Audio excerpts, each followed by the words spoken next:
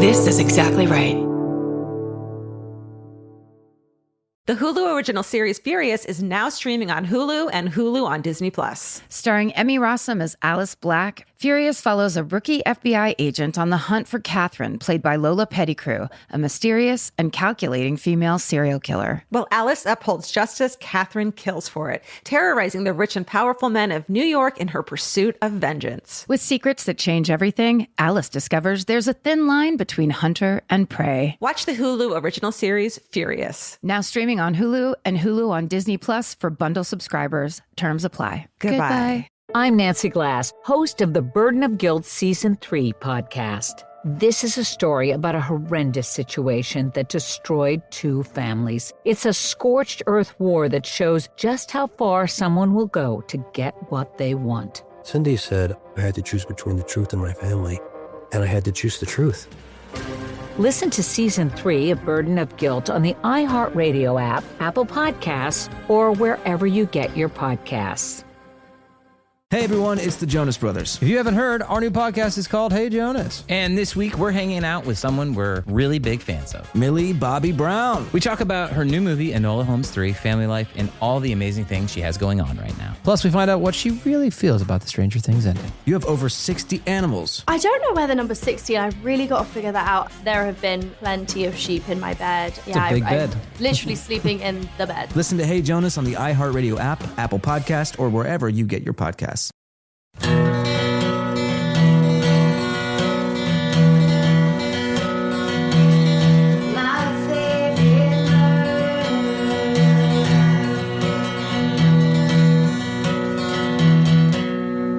Hello.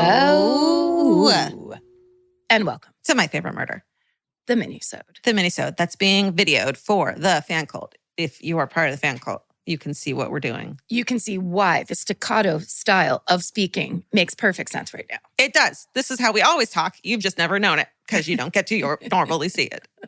We're doing kind of like a 80s music video hand gestures. A lot Yes. of almost cheerleader-ish. It's definitely like a Vogue-y type of thing. Oh, yeah. Want me to start? Sure. Okay, I'm not going to read you the title. What's good, MFM crew? That's how it starts. Nice. Fuck yeah. You're young. You asked for found drug stories a few minisodes ago, and I've got a good one for you. Oh. Awesome. I'm 26 and still living with my parents as I pursue my master's in illustration. I worked from home over the course of the pandemic and rarely left the house.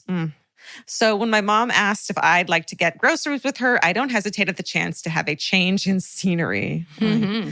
We live in a small town in Georgia where your grocery store options are Walmart and the other Walmart. I follow her into the bread aisle and my mom starts reaching for a loaf when she kicks something with her foot. "Ooh, what's this?" she exclaims as she reaches for the object on the floor. As she stands up straight, I see that she is holding a small, tightly sealed baggie full of a white substance in her hands. Oh. Now, I am the most vanilla wafer-looking bitch on the street, and I have never seen Coke in my whole life. But as I saw what my dear sweet mother was holding, my inner murderino took over as my brain screamed, "Cocaine!" Before I could say anything, I slapped the bag out of her hand and kicked it under the shelf. My mom looked a little hurt with me, but I grabbed her by the shoulders and steered her out of the aisle as people started to stare at us. "But what was that? Why are you being that way?" she said loudly. "Mom, that was straight up an 8-ball of cocaine. Hush," I hissed at her. We finished our shopping and headed home for my mom to proudly tell my dad she had seen cocaine for the first time as she put the groceries away. The cops never came knocking, so I guess slapping my mom's hand was the right move. Yeah. Stay sexy and don't let your mom pick up drugs at Walmart. Kara. Cocaine. Cocaine. Hush. Hush. It's cocaine. See, that's kind of genius because that's the best possible thing you could have done. It's just like, do not get involved. Yeah. I'd say on the way out, tell a worker where it was so that a kid isn't the next person to find it. Otherwise, and then keep walking. You don't have to stick around. Like, it's someone else's problem at this point. You could also walk around and find the chillest looking cashier and then just be like, "We're pretty sure we found a bag of Coke in the bread aisle." Hey, man, you look cool. Hey, man, you seem chill, but also that you have experience with white drugs. Okay. My subject line is In Memoriam, Murderino Grandma. Huh. My beloved and badass grandma Eleanor recently died, and my mom won't let me tell the story at her memorial service, so I'm telling it here. This is the place to tell inappropriate fucking memorial stories, guys. And these are the people. We will sit in black clothing with, nets across our face and our hands crossed in our laps and listen politely while you spill it. Oh, that kind of makes me feel proud. Is like, this is totally, we have created a safe space to tell inappropriate memorial stories that would be told at people's memorials. Yes. Like, that's lovely. That the rest of the family's like, let's not talk about that. Save it for your podcast friends. That's right. Hush. But then members of your family that will secretly already like the podcast you like, and they will hear it too. That's right. That's how you'll know they're cool. Yeah. When my mom was 14, her family lived on a large lot with a second smaller house that they rented out. In between tenants, my grandpa placed a classified ad in the paper, and a family, husband Jerry, wife, 2 kids, moved in. Jerry was pretty friendly with the neighbors, dropping by to talk at the front door, parentheses, which grandma found annoying, hanging out at the house of the local police officer and going out of his way to make friends with the officer's dog. He paid my mom 25 cents an hour to babysit his kids on several occasions and would walk her home afterwards. Grandma put a stop to the babysitting eventually, as she thought my mom was being underpaid. The family moved out suddenly a few months later, and Grandma thinks they may have even skipped out on their last month's rent.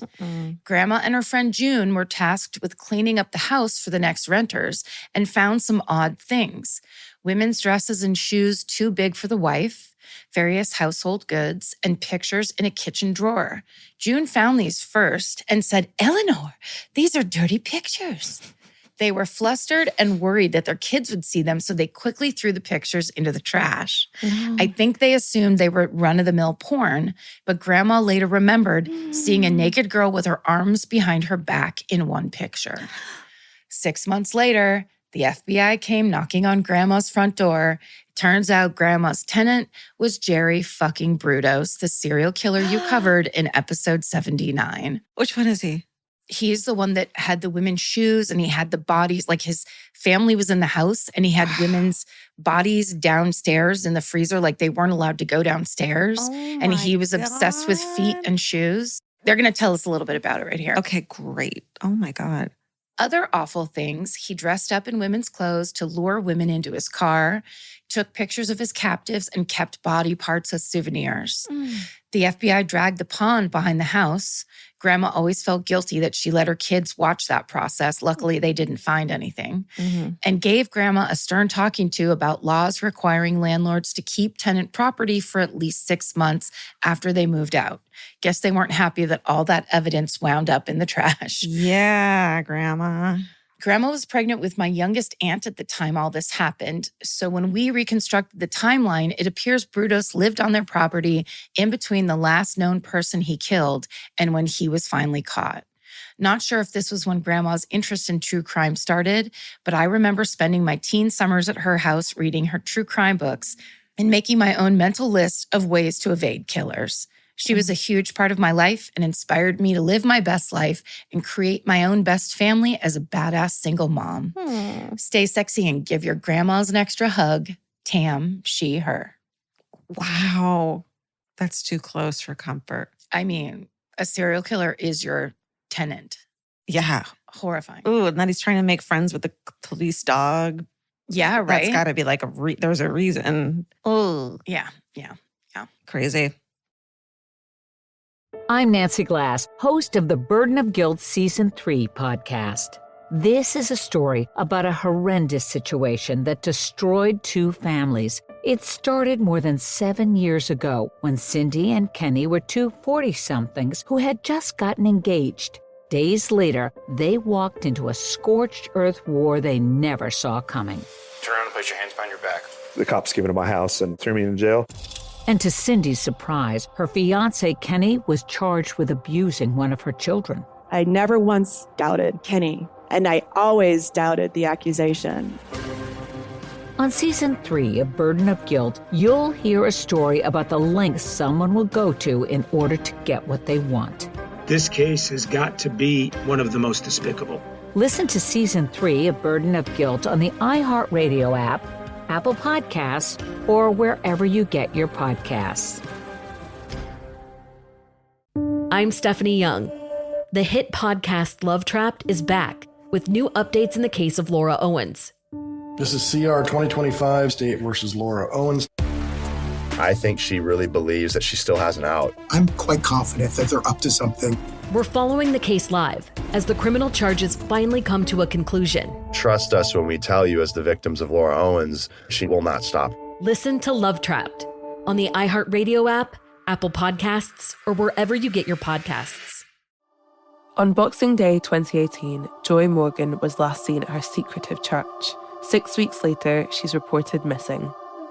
I'm Charlie Brinkhurst-Cuff, and after years of investigating Joy's case, I need to know what really happened to Joy. This is The Missing Sister, the true story of a woman betrayed by those she trusted most.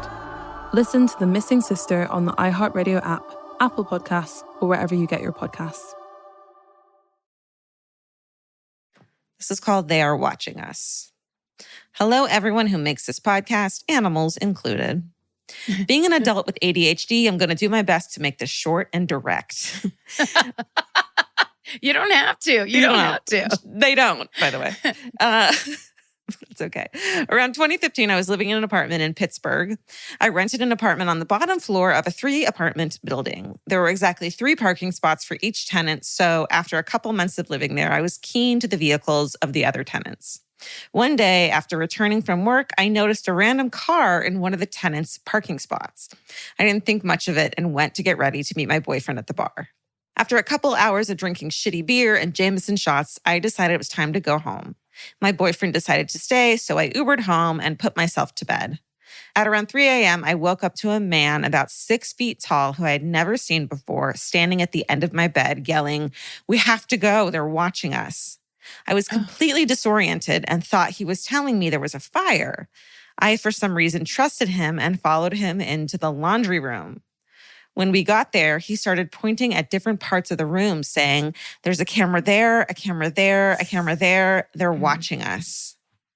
Realizing there were no cameras, I suddenly snapped out of my fog and realized the man was either on drugs or mentally ill. I ran to my apartment, slammed the door, and realized the deadbolt was actually not working. I sat in front of the door and called the cops and my boyfriend while the man knocked on my door yelling, "They're going to get you." I was so terrified I just sat there in shock. Of course, my boyfriend got there before the cops and saw the man and told him the cops were coming. The man got into the random car I saw, meaning he had been in the building for hours, and took off.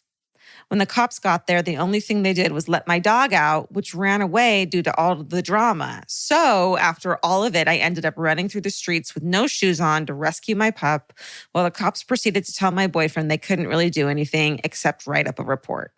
Thanks. Anyway, stay sexy and always check to make sure your locks actually work. Aaron. God, that's so scary. It's so scary to think like she went with him because she thought he was trying to help her, Yes. Kind of understandably. And also, how did he get in there? It just because the deadbolt didn't work, or did he open it and break it? I don't know. Yeah, maybe. Yeah. Scary. Scary. Yeah, I'm glad that turned out the way it did, where Totally. and then you could go back to your apartment and shut the door, and it's just a person who's clearly mentally ill. Right. That's okay. Subject line of this one is a sinkhole story. Yay. Again, just starts. I used to work for a haunted theater, and then in parentheses it says plays and musicals. Okay. Haunted plays and musicals. Got it. But that's not the craziest story the building has. The building is over 100 years old. In the 80s and 90s, it became a comedy club. A lot of now famous comedians perform there. The entire theater was painted and filled with homemade gadgets, almost like a Chuck E. Cheese. The former owner would be the opening act for every comedian who performed. It's very common, very common. Unfortunately, what that entailed was him performing a 15-minute hip-hop breakdancing number. Ooh. Yep. Yeah. Local jokes get local work. Apparently, he had won a dance competition in the 80s and decided to ride that for everything that it was worth. Sure. He eventually got to the point where he was not running the club properly and the business dwindled. So he returned to the only logical solution, heroin. At one point, he decided to burn the theater down for the insurance money. Logical thoughts. Logical heroin brings logical thoughts. That's right. He set the fire, it burned a hole through the wall, and then caught the building next door on fire and burned that down instead. Oh. By this point, the business was obviously dead. He eventually disappeared and was never heard from again. Soon after, a delivery semi-truck pulled into the parking lot behind the building, and then the entire parking lot collapsed and turned into a fucking sinkhole. It turns out the old owner had lost his house, but not the club, so he decided to dig tunnels and rooms under where the parking lot was. What? And was living there for a while, and no one had any idea. Holy shit.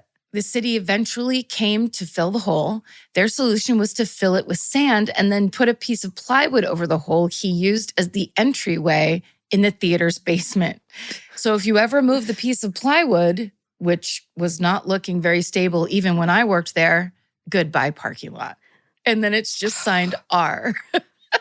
Wow. I mean, I didn't even need a sinkhole. That was a really interesting story. And then sinkhole was like the ending number of the song. Yes, it was. It was kind of like if somebody was telling me that story in a bar, I'd be like, when they got to the sinkhole part, I'd be like, really? Come on. Yeah, that's ridiculous. Are you just enjoying telling this story and just having attention? I wonder where he is now. Crazy. Wild. Heroin. He's in a side tunnel that no one noticed. Waiting. Yeah. Waiting for his big break to come back. Dancing his ass off. Yeah. I'm Nancy Glass, host of the Burden of Guilt Season 3 podcast. This is a story about a horrendous situation that destroyed 2 families. It started more than 7 years ago when Cindy and Kenny were 2 40-somethings who had just gotten engaged. Days later, they walked into a scorched earth war they never saw coming. Turn around and put your hands behind your back. The cops came into my house and threw me in jail. And to Cindy's surprise, her fiancé Kenny was charged with abusing one of her children. I never once doubted Kenny, and I always doubted the accusation. On Season 3 of Burden of Guilt, you'll hear a story about the lengths someone will go to in order to get what they want. This case has got to be one of the most despicable. Listen to Season 3 of Burden of Guilt on the iHeartRadio app, Apple Podcasts, or wherever you get your podcasts.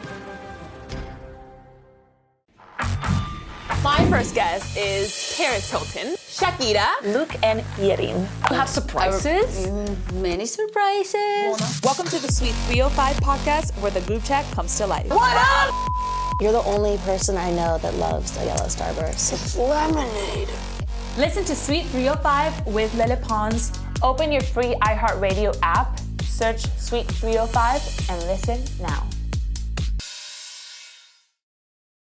This is Chelsea Handler from Dear Chelsea. Every week, the news gets worse, the world gets crazier, and Yamanika is here to tell whoever's responsible, you're the problem. Do you know I just found out who Sydney Sweeney was? If he got a bunch of women, then I should have a bunch of men.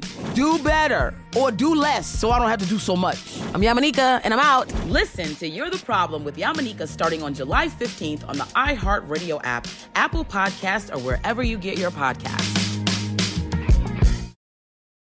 Okay, this one, my last one's called 9-Year-Old Saves Neighborhood from Local Kidnapper. And then it says, under 3-minute read.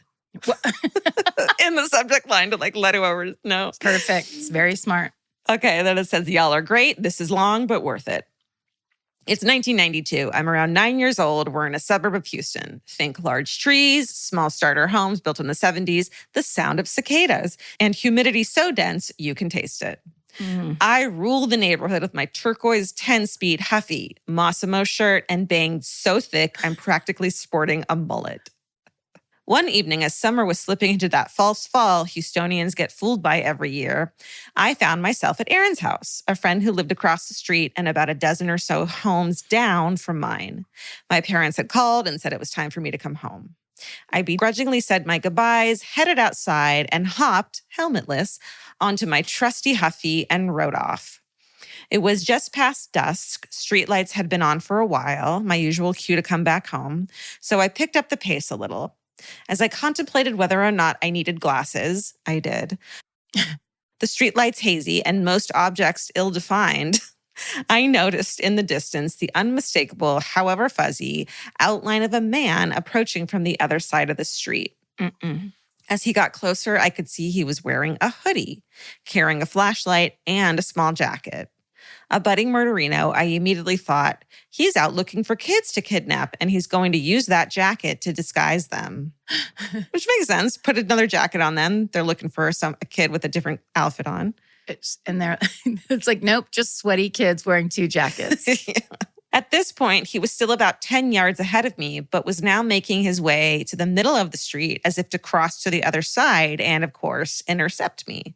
No sooner had this thought popped into my head did he look up, lock eyes with me, lift his flashlight under his face like he was going to tell me a ghost story, and whisper/holler in a sickly sweet, dripping with honey voice, "Come here, little girl." I screeched that Huffy to a stop, whipped it around and started pedaling as fast as I could back to my friend's house, screaming at the top of my lungs, "Kidnapper! Kidnapper! Kidnapper!" like I was Paul fucking Revere. As I got to Erin's front yard, I flew off my bike. I recall it continuing to roll after my dismount and smashing into her garage. I ran up to the front door and started banging wildly while screaming, tears of fear welling up in my eyes. "Let me in, he's going to take me."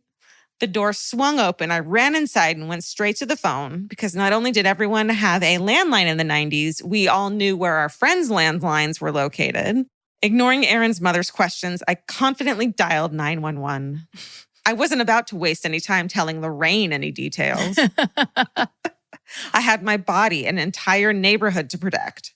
As the operator answered, I heard rapid, forceful knocking on Erin's front door. "He's here," I shouted while clutching the phone with both hands. The receiver pressed against my face like I was in a poorly written horror film. "He's here." I repeated through sobs. The 911 operator on the other end of the line asking for information I was emotionally unavailable to give. So much for saving the neighborhood. I don't recall exactly what happened next, only that in a matter of seconds, my father was hugging me and repeating his apology over and over and over again. Oh, no. Apparently, he realized I would be riding home a little later than was normal, and with the false fall chill in the air, he thought I might need another layer as well as some company. What a prince. Not realizing the frenzy his horribly ill-conceived prank, "Come here, little girl," would set off, he figured it would be funny to, I don't know, pretend to be a napper of kids. Maybe subconsciously he was testing me to see how I would react. Who knows? My parents were 3 kids deep, only in their late 20s at this point, and flying by the seat of their goddamn pants. SSDGM, and don't assume kidnappers are too dumb to follow you to your friend's home and knock on their front door. Natalie. Oh, Natalie. I hope you bring that up all the time at family dinners. It's so funny. Because also it's like, if you think about it for 1 second, like a kidnapper's not going to be like, it's almost like it's so beyond creepy that you should have gotten it real time. "Come here, little girl." Yeah. He's assuming you can see his face. Right. And I'm sure she went to the ophthalmologist after this and it was like, yeah, she needs glasses. She needs glasses. And therapy, actually. Therapy now, too. Now. And that to the bill. Oh. That's really funny. I love it. Okay, here's my last one. Okay. The subject line is baby teeth, short and haunting. And then it just starts. "I talk to the same 5 people almost every day. Those aren't necessarily conversations, but just the furious exchange of kooky things found on Instagram. One of these people is my mom. The content of these messages will usually range from a picture of a mushroom/plant I think that she might like, in which she may return a video of an ostracized dolphin with scoliosis that finds acceptance amongst a pod of whales. You know, mom stuff. This is like describing social media to a T. Entirely. That's completely how my sister and I communicate. It's just her sending me TikTok videos. One day I sent a video of a couple who sprinkle wildflower seeds, indigenous to the environment, of course, around town to help save bees and restore beauty to the land. Aww. My mom's response? Last year I was cleaning out the drawers of y'all's old rooms and I found multiple containers of y'all's baby teeth. I didn't want to throw them in the landfill. I decided to sprinkle them around the neighborhood on one of my walks. Sprinkle? Okay, go on. And then it just says, all caps, not the same thing, Mom. While it's nice to have a mom who finds my rotting baby teeth to be too precious to be put in a landfill, I do have sympathy for the people who may stumble upon 3 kids worth of baby teeth. Oh my God, that's so true. I keep finding baby teeth in my neighborhood. That'd be so scary. What's going on? It's so out of the blue. Or what if someone was looking out their window and saw her, this like older woman's been sprinkling baby teeth? Do I call the cops? It's also so many teeth. It's almost 100 teeth. That's a lot of teeth. Stay sexy and save the bees, not your kids' baby teeth, Shannon. Wow. Epic. Oh, wow. What's the weirdest thing you found that like didn't belong in your neighborhood or like somewhere? Like you went to pick something up and you thought it was a this and it actually was a that. And then now something nefarious is going on. Send us your stories. People are like, I saw a red balloon come out of the sewer. And so I clumb down there. And there's a big spider alien. Life's been real rough since then. Send us any story you want at myfavoritemurder@gmail.com. And thanks for writing and just listening. Even if you don't send stories, we still like you. You can withhold for the rest of your life and we'll still love you, the same as Shannon and everybody else that sent in emails. That's right. But only as long as you stay sexy. And don't get murdered. Goodbye. Goodbye. Elvis, do you want a cookie?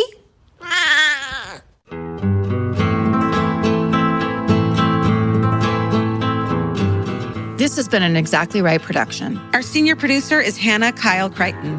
Our producer is Alejandro Keck. This episode was engineered and mixed by Stephen Ray Morris. Our researcher is Gemma Harris. Email your hometowns and fucking hoorays to myfavoritemurder@gmail.com. Follow the show on Instagram and Facebook at myfavoritemurder and Twitter at myfavemurder. Goodbye.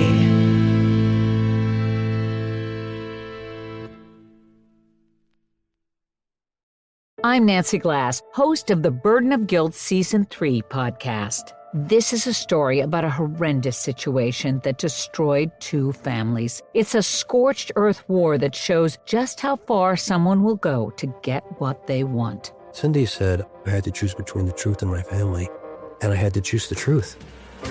Listen to Season 3 of Burden of Guilt on the iHeartRadio app, Apple Podcasts, or wherever you get your podcasts. I'm Stephanie Young. The hit podcast Love Trapped is back with new updates in the case of Laura Owens. This is CR 2025 State versus Laura Owens.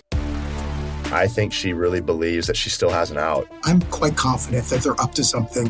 We're following the case live as the criminal charges finally come to a conclusion. Trust us when we tell you, as the victims of Laura Owens, she will not stop. Listen to Love Trapped on the iHeartRadio app, Apple Podcasts, or wherever you get your podcasts. My first guest is Paris Hilton, Shakira, Luke, and Yerin. You have surprises? Many surprises. Welcome to the Sweet 305 podcast, where the group chat comes to life. What up? You're the only person I know that loves a yellow Starburst. It's lemonade. Listen to Sweet 305 with Lele Pons. Open your free iHeartRadio app, search Sweet 305, and listen now.